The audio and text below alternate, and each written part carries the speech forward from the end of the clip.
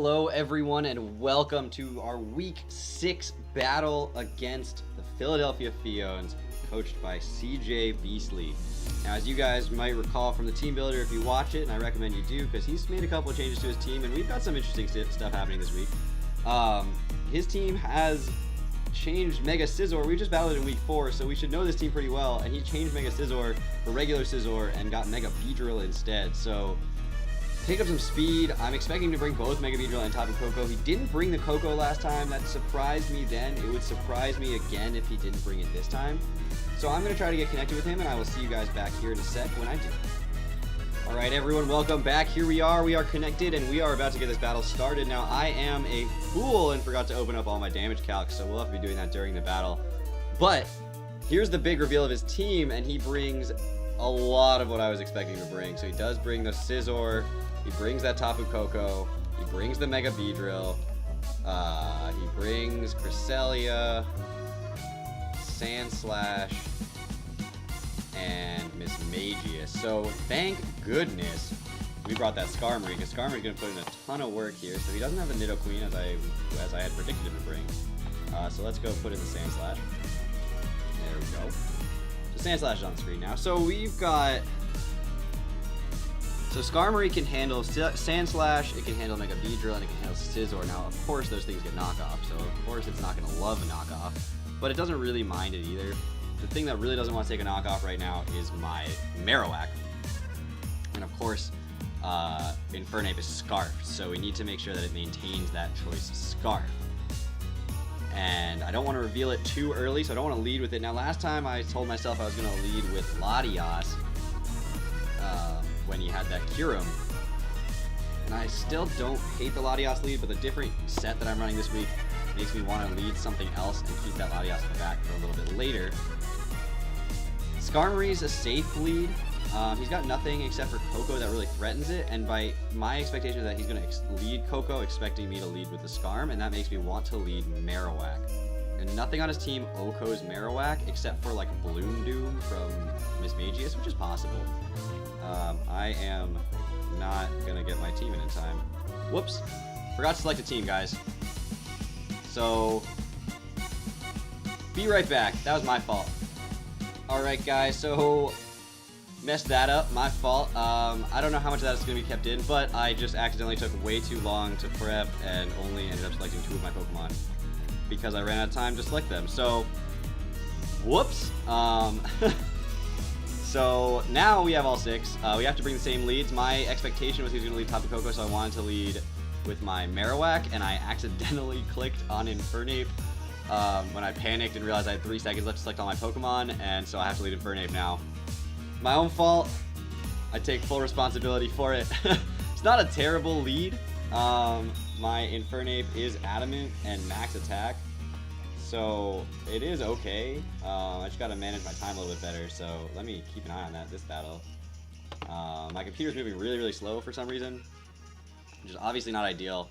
We do get like 90 seconds per turn, and I don't have any of my damage calcs up right now, so Infernape is Adamant, Max Attack, that's all that matters. I'm not gonna worry about the other stats right now. And it's facing down a Tapu Koko, and it has Earthquake, and Adamant, Max Attack, Earthquake, you have Iron Fist and Singles. Can OHKO a Tapu Koko, but losing my Infernape here is not what I want. It's not what I want. So I'm actually going to switch right out into Mega Venusaur here, I think. I do not want to take a hit from this Tapu Koko. So, and I know I outspeed it unless he's also Scarfed, but he just goes for Thunderbolt, which is a safe play. I could have gone into the Marowak, but if he had gone for the Dazzling Gleam there or something, that would have been not ideal. So we do get our free Mega off, and he did bring the Scizor, which could come in. I kind of want to click Knockoff here. I don't see him going to Beedrill, and it hits everything else really nicely. So yeah, I'm just going to click Knockoff. It doesn't reveal my set or anything, which is like the best part of this. He's not Life Orb. That's really important. So we have Venusaur here. We're just going to make our calc things as we go. It's going to get its Mega off. Actually, Venusaur is important because it's like defensive, so I'm gonna actually pull in the actual thing. Give me one sec, guys. Import into damage calcs.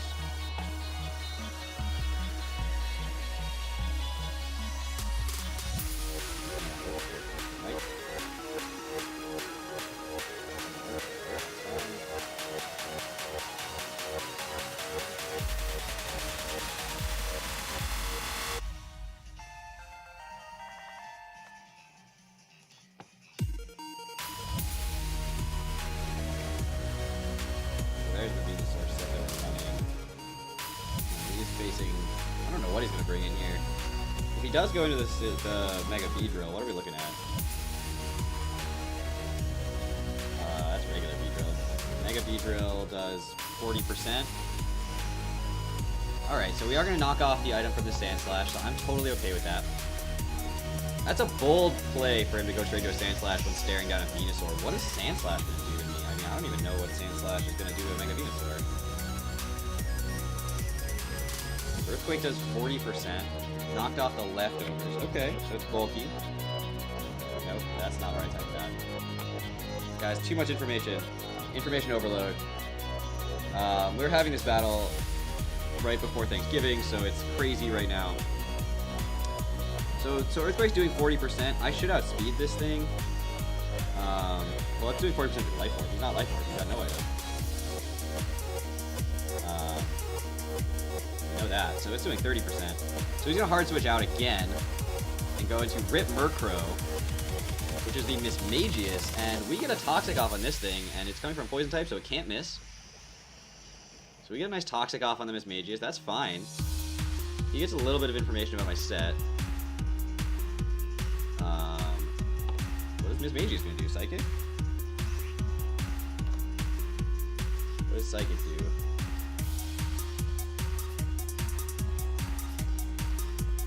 Psychic is going to do 30 to 40%. Nothing wants to switch in on a Psychic desperately. Nothing loves it. The things that can take a Psychic don't want to take a Shadow Ball.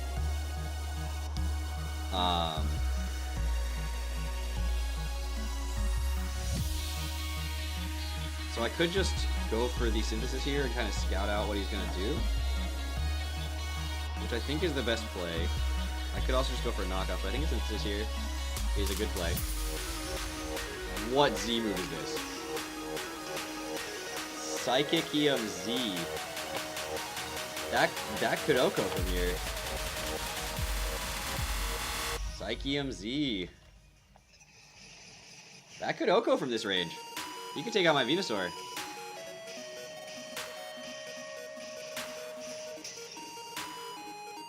Yeah. That straight up knocks out Venusaur, so let's mark that down. Mismagius kills Venusaur with Psychicium Z. Okay. What do we do with that knowledge? We know he's not Scarfed. It's important. We know he's not Scarfed, so he's not locked into this move in any way. I could go into my Marowak here. Could have Will-O-Wisp. I could go out into my Latias. Latias doesn't love taking a hit from this thing.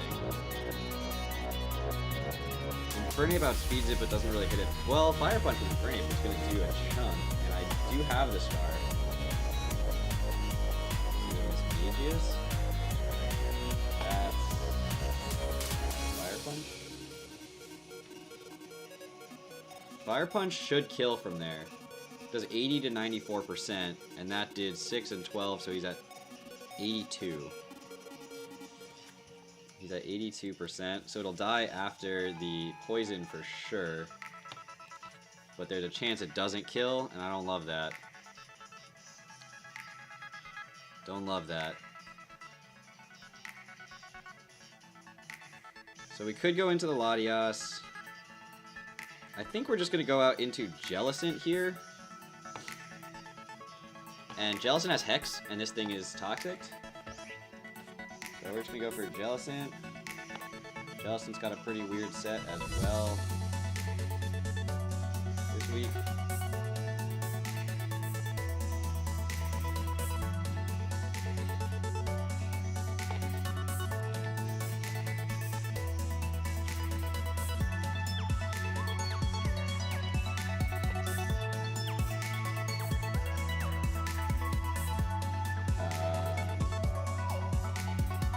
Hex is doing 40%, and that'll be enough to make sure that Infernape can Oko.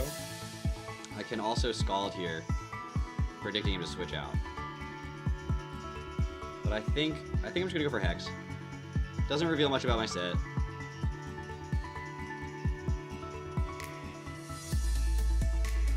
Was not expecting that. Alright, goes for the Nasty Plot. So at this point, Infernape's gonna have to come in and kill this thing next turn. Oh, wow. I'm not sure how that did. Oh, duh.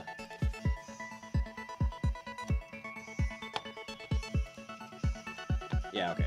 That Oko's from there. So, Jellicent kills Mismagius with Hex. Mismagius is gone. So that Nasty Plot gone. Mismagius is down. So we're down our Mega Venusaur. Mega Venusaur wasn't huge this week. It did counter Tapu Koko pretty well. It was a nice switch into it. But if I can get my rocks up, so if he ever goes into Beedrill or Scizor, I just go into Skarmory and get 3 rocks. And that's what I need right now. I need him to not go into this thing.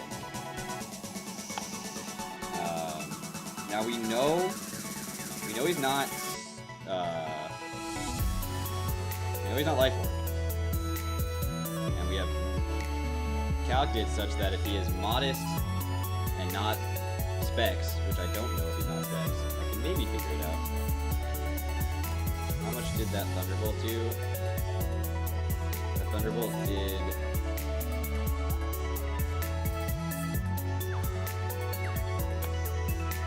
That Thunderbolt did Specs damage.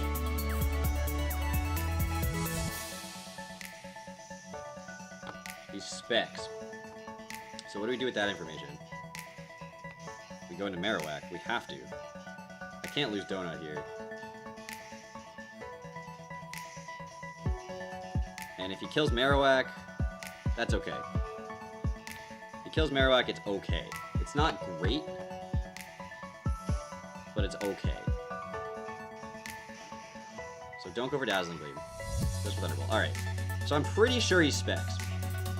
I'm very, very certain, based on the damage that he did, that he's Specs. And so with that information in hand,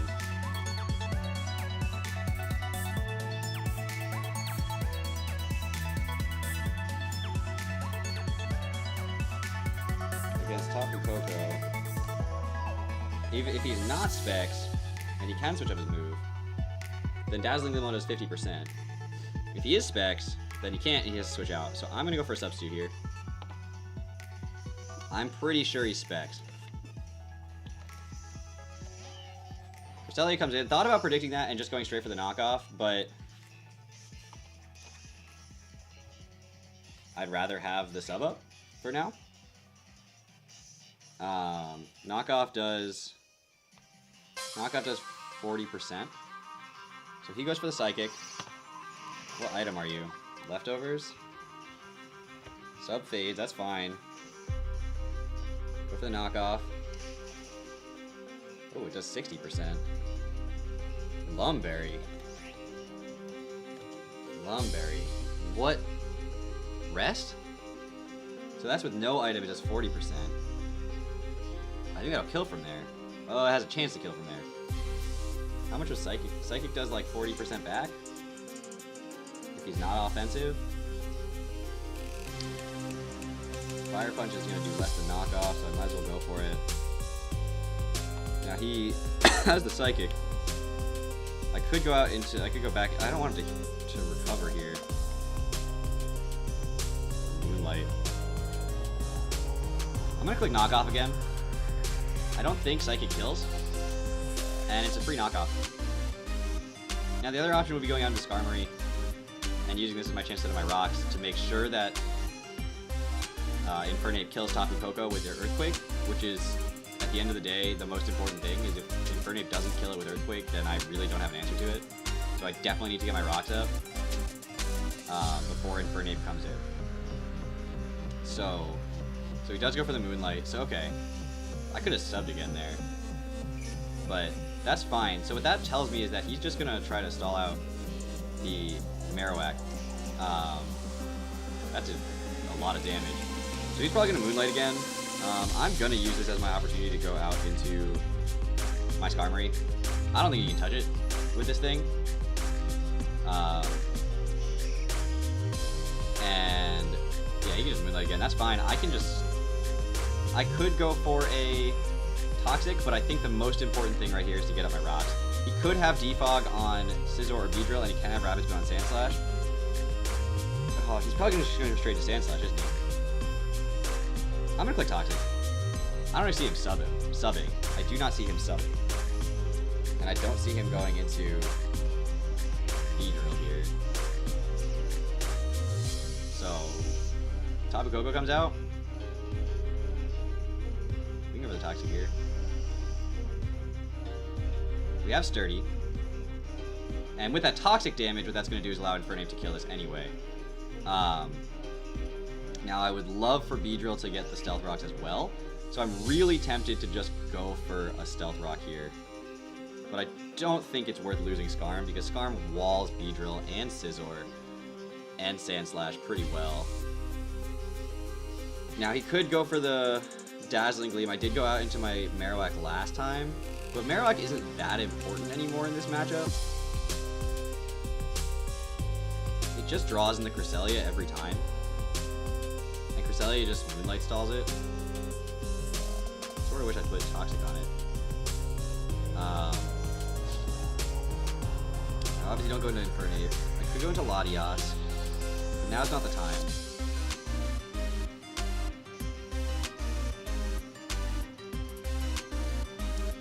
What do I go into Latias? I think I'm going to the Sandslash with Latias and try to become a ground type. I think that's what I do. So I think what I'm going to do is go out into my Marowak. It's predictable, but he can't just Dazzling Gleam on a Skarmory. He really can't, so what's he going to do? He's going to U-turn. Okay. That's fine.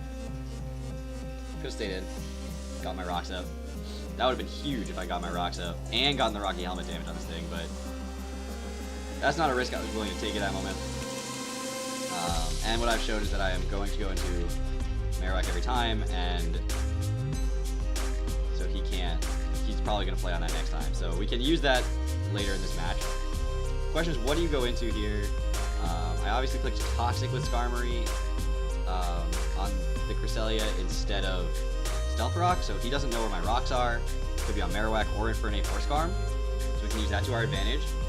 He doesn't know where they're coming from, but he does have the Sandslash at reasonable health. So here's the Mega Beedrill. Now, how do you handle a Marowak? Well, Beedrill Mega? Not well. What do you do to me? You U-turn or you X-Scissor? I guess U-turn might kill from here. U-turn might kill. I'm at 79 and a 141.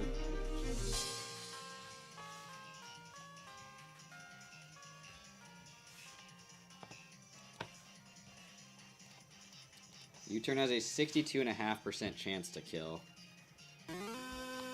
I mean, he doesn't touch Skarm. He can knock off. That's fine. But he doesn't touch Skarm.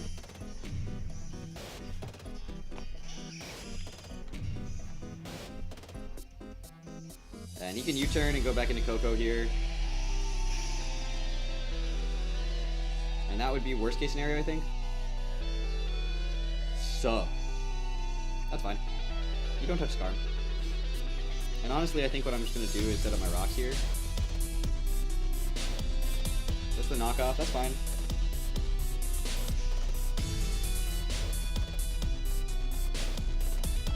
Take some Rocky Helmet damage.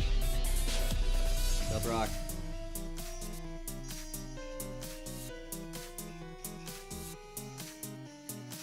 So yeah, he did like 50. And I could Brave Bird. I'm gonna Roost. He may have defog on this thing. I'd be curious if he had to see if he had defog on this thing. That means he doesn't have some other coverage, and I want to know what that is. I want to know what set he's running here.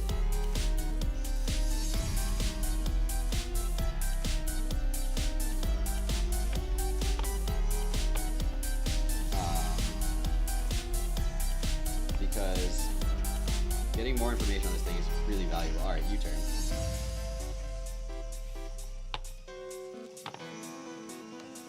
Which did super little.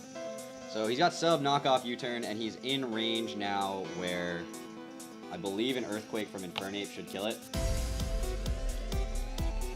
So as soon as I can kill the Cresselia, Earthquake from Infernape should be able to pick up a lot of really helpful stuff here. So we're gonna get that Roost up back to full health. He's gonna take some toxic damage. And lose the electric terrain, doesn't matter too much.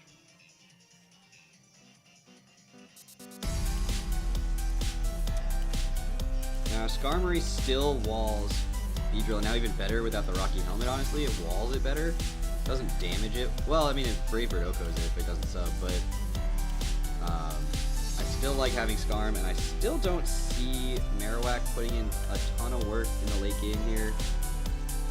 So I'm going to sack it off. I mean, he's got to predict me going back into Marowak here. And that's fine if he does. I am just sacking this thing off at this point. Goes for the Thunderbolt. So that is the other great part about it, is I get free toxic damage, and he's got to switch out now. Which allows me to get a substitute up if I want. I really don't think I want. Now I could go for the knockoff. I don't think Bone Ring's the right play because he's probably just going to go into Cresselia. Or I can predict this switch that I know is coming because he specs into Cresselia. And go back into Skarmory. But then he'll just come back into Tapu Koko. So I think the knockoff is the best play. At least force his hand.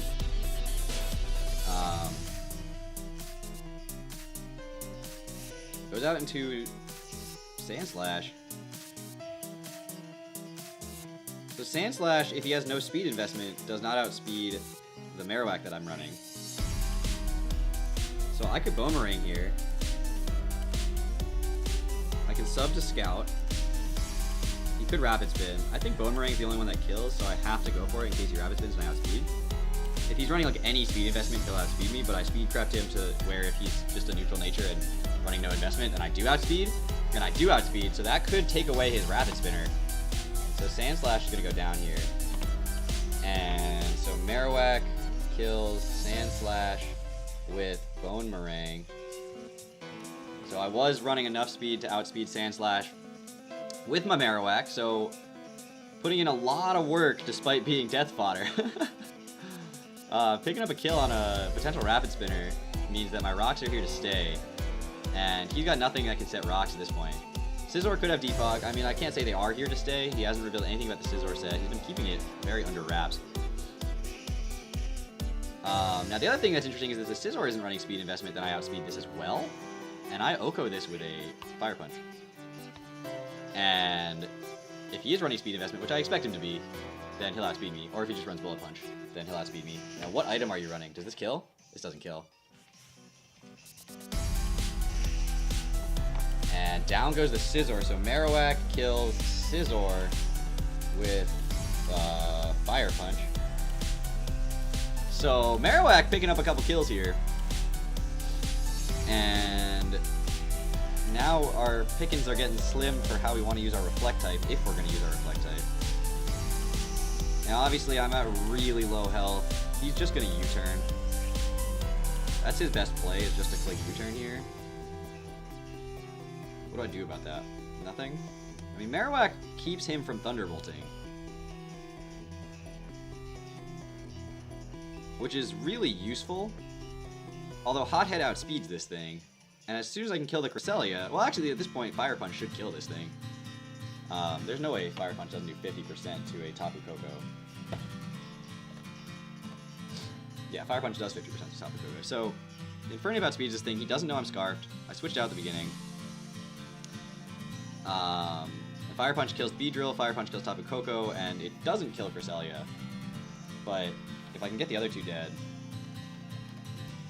Fire Punch does like 20% to Cresselia.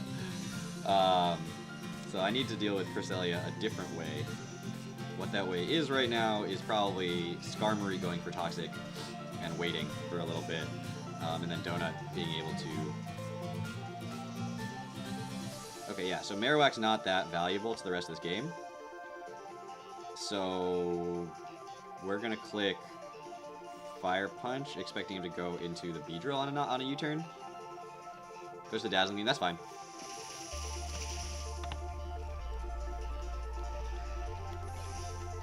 So Tapu Koko kills Marowak with Dazzling Gleam. At this point I go into Hothead. I think he's locked into Dazzling Gleam. So I could go into my Skarmory and click Brave Bird. He's locked into Dazzling Gleam, so he has to switch out. And he probably goes into Beedrill and not Cresselia because he knows I have Toxic. And it's a predictable play. No, he can't go into Beedrill on it. Or I can go into my Jellicent and click Hex. That's the other option. He's locked into Dazzling Gleam. And revealing my Scarf right now, does it matter anymore if I reveal my Scarf now? No, it doesn't matter anymore if I reveal my Scarf now. That's the thing, is like, you want to make sure that you keep information until you need it. And while this is not a spot where I would argue that I need to be able to do this, I could just go into Jellicent because I know he's locked in Dazzling Gleam. And if he withdraws, then I don't reveal my Scarf. So I'm just going to click Fire Punch here. And we're going to see how much this does. If I burn it, that's ideal, actually. Would love to Toxic this thing, but burn's okay. So, just switch out into Skarm here. I mean, Skarm's pretty much a dedicated answer to Cresselia at this point. You can't touch it. He could just hard swap out into Koko again, but every time Koko switches in, he's taking Stealth Rocks, he's taking Poison, so there's only so much he can do. And Infernape is way too valuable to mess around. I have not revealed that I'm Scarfed. Dazzling Gleam does not OHKO in Infernape. From a Specs, Choice Specs, Dazzling Gleam does 72 to 85% from Choice Specs Tapu Koko. So I could just have known that I would survive it. And I took so long that he might have thought I calced it. Goes for the Moonlight. Now Toxic's not the best play here, I don't think, because he's not going to stay in. He knows I have Toxic. So I think Brave Bird is the correct play. If he subs, does it matter? I don't think he'd sub. Even if he does, he can't. Nah, Brave Bird's the best play here. If he goes into Beedrill, he goes into Beedrill and I kill it. If he goes into Tapu Koko, then I get a little bit of damage off on it. It does go into Tapu Koko, so that's fine. At this point, he can spam Thunderbolt. But that's what the Brave Bird does, is it makes it so that he can spam fewer of them because the poison damage. And from that range, Poison's going to take it out. So, who Toxic that? No, Poison doesn't take it out. Well, Poison will take it out because I'm going to switch out. But there's no reason to stay in. You got to lock himself into a move. Honestly, I think Latias does the least for me at this moment in time. I think? Does Latias do the least for me? Skarmory still got Toxic for that Cresselia leader. Donut has Hex for the Cresselia leader. And a Culver Berry. Yeah, I think the correct play is to go into my Latias, which eats a Thunderbolt. Who Toxic this? Was it Venusaur? Venusaur Toxic something. Venusaur Toxic Miss Mages. So yeah, this was Skarmory. The Skarmory where Tapu Koko dies to Toxic damage. I'll figure out who got the kill later. I'll figure out who got the Toxic on it. I think it was Skarm. But at this point, he's probably going to go into V-Drill. Goes out into the Cresselia. I'm not going to get the Reflect type up at this point, which is upsetting. Would love to, but it's not going to make sense. Although it doesn't. It's still a +1 special attack. And if he hard switches into Mega B-Drill, predicting... You know, where's the fun if I don't go for it? I could also just, like, Breakneck Blitz. But no, we're gonna go for... We're gonna go for Normalium Z Reflect type. He's gonna be so confused. Z Reflect type.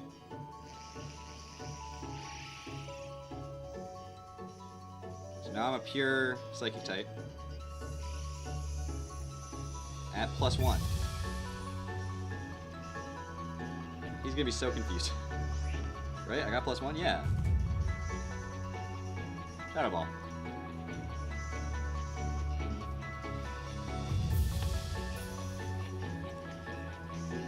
Latias. Max special attack. +1. Cresselia.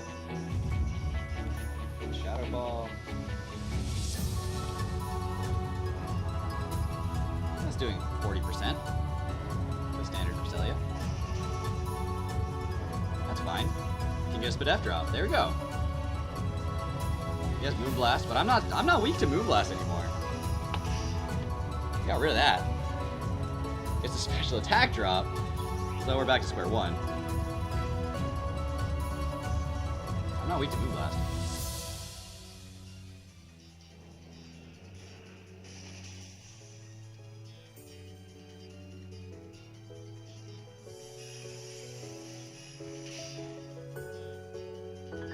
Alright, and from this range, he could switch out. I don't see why he would, so I'm just going to put Shadow Ball again. Even if he does, I think V-Drill's going to die to... Well, I mean, it dies to Infernape. But it can't kill Skarmory either. So Latias kills Cresselia with Shadow Ball. Hey man, I got the Normalium Z Reflect type up, and it worked because he no longer had anything to hit me with. Pure Psychic type, he didn't have Shadow Ball. He had Moonblast with Latias, and it's not gonna work. So at this point, I can just hard switch into my whatchamacallit, Skarmory. And if he subs, he subs. Go straight for the knockoff. There's no reason to let Latias go down here. We just get to click Brave Bird. So he does click sub, but that's fine. I just click Brave Bird and you can't do it again.